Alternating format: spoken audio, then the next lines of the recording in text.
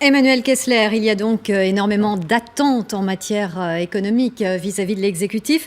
Et on va s'intéresser tout particulièrement aux attentes ce soir des Français pour cette intervention du chef de l'État avec les résultats de plusieurs sondages particulièrement intéressants. Chaque semaine, on pose la question de l'écho avec nos amis de Tilder et d'Opinionway. Et cette semaine, bien sûr, on a centré 3 questions sur l'intervention de François Hollande. En matière de politique économique et sociale, quels sont finalement les thèmes principaux que les Français souhaitent voir abordés ? Alors vous allez me dire c'est sans surprise, mais en même temps vous allez voir il y a quelques enseignements à en tirer.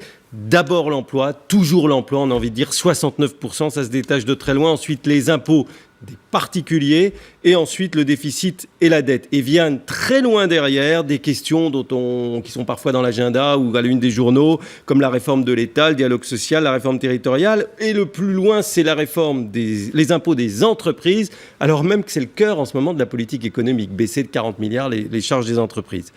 Bruno Jambard, un commentaire sur cette hiérarchie. Oui, c'est un peu le paradoxe du chef de l'État. On voit que toute sa politique économique aujourd'hui, elle est axée sur ce soutien aux entreprises, sur ce qu'on appelle la politique de l'offre. Et en fait, ce soir, il est confronté à des attentes de Français qui sont très, centrées sur la demande et sur leurs problématiques à eux. Le chômage, on l'a dit, les impôts les concernant. Donc ça va être une difficulté par rapport à ce qu'a dit Frédéric Delpech aussi. Comment mettre en perspective cette politique de l'offre par rapport à des attentes qui sont très personnelles et très spécifiques aux individus eux-mêmes. Et j'ajouterais simplement que la politique de l'offre, c'était un discours entre, on va dire, le gouvernement ou le chef de l'État, le Premier ministre, et le MEDEF. Et qu'aujourd'hui, ce qu'on sent bien à travers ce sondage, c'est que François Hollande a envie, les Français ont envie que François Hollande s'adresse à eux et réponde à leurs préoccupations en tant qu'individu. Frédéric Latrobe, du cabinet Tilder. Oui, c'est exactement ça. Je pense que ce résultat, c'est-à-dire l'emploi en 1 et la fiscalité des particuliers en 2, c'est toute l'équation de communication pour l'émission de ce soir. Le président de la République va devoir parler à 2 échelles, c'est-à-dire aux Français. Et de ce point de vue-là, le format de l'émission va l'aider avec la présence des 4 Français qui vont l'interroger. Il va devoir leur parler directement de leur quotidien de plus en plus difficile, de la question du chômage et évidemment de la question de l'impôt. Mais en même temps, il va devoir mettre en perspective, c'est-à-dire avoir encore un discours macroéconomique. Ce sont ces 2 échelles de langage, 2 messages en politique et en communication qu'il va devoir gérer ce soir, concilier ce soir. Emmanuel, deuxième question, au fond, est-ce que les Français attendent ce soir que François Hollande reconnaisse qu'il a commis dans la première partie de son quinquennat, à mi-mandat, donc des erreurs en matière de politique économique? Et bien là, il y a quand même une attente, qu'on solde les comptes du passé. Oui, 61%. Alors ça, c'est un véritable enjeu pour le président de la République. Oui, d'une certaine manière, on peut dire que François Hollande est confronté à un devoir d'inventaire et un devoir d'invention ce soir. Un devoir d'inventaire sur la première partie de son quinquennat, car les Français attendent effectivement qu'il reconnaisse quelques erreurs, ou en tout cas quelques mauvais choix stratégiques au début avec le gouvernement de Jean-Marc Ayrault. Alors cet intérêt pour lui de reconnaître des erreurs, c'est à la fois évidemment d'adopter lui aussi un parler vrai, comme essaie de le faire Manuel Valls, mais aussi de se différencier de Nicolas Sarkozy, qui refuse toujours de faire l'inventaire de son quinquennat. Et puis un devoir d'invention, c'est la question de la confiance, on en parlait tout à l'heure, ouvrir de nouveaux chantiers, et notamment celui qui lui a réussi pendant la campagne, c'est-à-dire principalement le dossier de la jeunesse. Bruno Jambard. Oui, c'est un exercice très difficile, mais qui est absolument nécessaire pour le président de la République. Parce que s'il veut dresser justement une perspective pour les 2 ans et demi à venir, c'est important pour qu'il soit crédible aux yeux des Français, qu'il ait aussi un discours de vérité, comme cela a été dit, sur le passé. Alors c'est la chose la plus difficile pour les hommes politiques, parce que reconnaître des erreurs, c'est toujours très compliqué, mais je crois que c'est vraiment, dans la perspective justement d'une crédibilité pour le futur, une dimension majeure. Surtout à mi-parcours comme cela. Oui, à mi-parcours, et on voit bien que même dans son électorat, même chez ceux qui ont voté pour lui au premier tour, il y a une attente, un peu plus de 4 sur 10 qui pensent qu'il faut qu'il reconnaisse un certain nombre d'erreurs. C'est peut-être l'enjeu aussi de la première partie, l'interview avec Thierry de Maizière, qui se veut plus personnelle, mais plus humaine, et reconnaître ses erreurs, c'est s'humaniser en quelque sorte. Oui, première partie qui est destinée à mieux cerner la personnalité du chef de l'État. Mais d'une certaine manière, cette première partie va permettre peut-être au président de la République de commencer enfin à construire la marque Hollande. Pendant 2 ans et demi, il s'est surtout attaché à déconstruire la marque Sarkozy. Et là, ce soir, peut-être avec cette dimension humaine, il va commencer à construire une marque Hollande. Frédéric ? Oui, alors Reconnaître ses erreurs, oui, bien sûr, on comprend le pourquoi, hein, bien évidemment, parce que les Français n'ont pas perçu le bien fondé d'un certain nombre de réformes et n'ont pas compris un cap avec des zigzags permanents. Mais en même temps, ce que les Français pointent du doigt comme défaut à François Hollande, c'est un manque d'autorité et d'incarnation.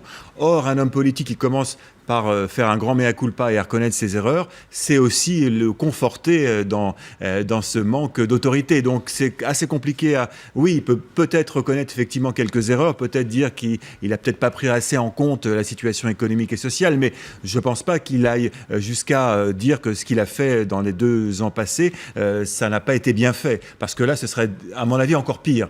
Ce serait un aveu de faiblesse considérable pour François Hollande que de trop reconnaître ses erreurs. Donc, certainement, effectivement, faire un petit mea culpa sur le fait de ne pas avoir pris assez en compte la gravité de la situation économique, mais il ne peut pas non plus se déjuger par rapport aux réformes qu'il a engagées depuis 2 ans et demi. Il y avait quand même la promesse d'inversion de la courbe du chômage qui, je crois, est restée vraiment ancrée dans les esprits, tant elle a été répétée, martelée. Et quand elle s'est avérée impossible à tenir et qu'il l'a lui-même reconnu, je crois que c'est resté comme une espèce de marqueur de l'échec de cette première moitié du mandat. Et là, d'une façon ou d'une autre, il va forcément devoir y revenir. Alors, on va poursuivre l'étude des questions. Emmanuel, 3e question. Eh bien, c'est de savoir finalement, avant que le président ne s'exprime, est-ce que les Français pensent qu'il y a encore quelque chose à faire pour ne pas rater ce quinquennat pour François Hollande. Et là, vous allez le voir, le jugement des Français est très sévère, à l'aune d'ailleurs de l'impopularité du chef de l'État. Pensez-vous que la situation économique va s'améliorer d'ici 2017 ? 3 personnes interrogées sur 4 répondent non. C'est sans appel, Bruno. Oui, c'est sans appel, c'est vrai dans tous les électorats qu'on ait voté ou non pour François Hollande. Donc ça veut dire que ce pessimisme, il touche le cœur même électoral de François Hollande. Et on voit bien une difficulté majeure aujourd'hui pour le président de la République. Comment dresser un cap, comment entraîner les Français pour les 2 ans et demi à venir avec ce pessimisme latent qui existe dans la société française. C'est vraiment un obstacle qu'il doit absolument franchir. Il doit trouver des moyens de le contourner dans un premier temps. Et puis, si les résultats arrivent dans quelques mois, justement, de pouvoir le balayer petit à petit d'ici la fin de son mandat. Alors, c'est un résultat en plus qui est assez cruel pour le président de la République parce qu'il faut se souvenir il y a quelques jours du résultat à peu près équivalent, je ne me souviens plus précisément du chiffre, mais qui nous disait que les Français pensaient Manuel Valls plus en capacité à réussir et à relever les défis de la France aujourd'hui. Quand on voit qu'aujourd'hui, 76% des Français n'ont pas confiance dans la deuxième partie du quinquennat de François Hollande, évidemment, en creux, c'est aussi une forme d'appel pour ceux qui accepteraient évidemment et qui auraient encore évidemment l'idée de voter à gauche en 2017, un appel à Manuel Valls. Ça crée une difficulté dans la gestion, en communication du couple entre le président de la République et le Premier ministre. Et on a vu d'ailleurs que même Manuel Valls s'amuse d'une certaine manière un peu à faire quelques pics, là, comme il a reconnu, par exemple, l'erreur du Parti socialiste de n'avoir pas soutenu la réforme des retraites sous François Fillon. On voit bien que c'est, d'une certaine manière, une façon d'acculer le président de la République.